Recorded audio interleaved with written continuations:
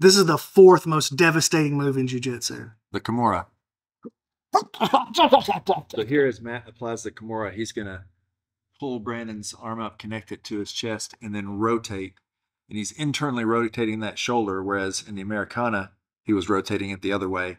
And it's going to be a similar injury. It's a rotational force through that glenohumeral joint, the joint between the socket and the ball, and it's going to tear that same tissue we talked about. You have the socket, which connects to the labrum, which is the edge of the socket, then the capsule, which has the ligaments in it, that then attaches to the humerus, which is the ball, and they can be torn anywhere along that course of tissue.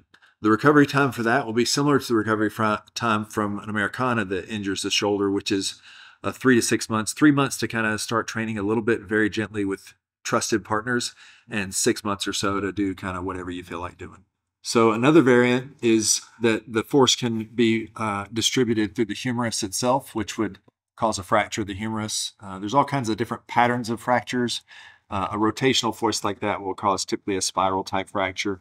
And that sometimes requires surgical treatment depending on the alignment, how the patient and physician kind of decide to move forward. But if it's fixed surgically, that's typically a real incision, plate and screws, all that stuff. The bone heals pretty reliably and fairly quickly, 6 to 8 weeks.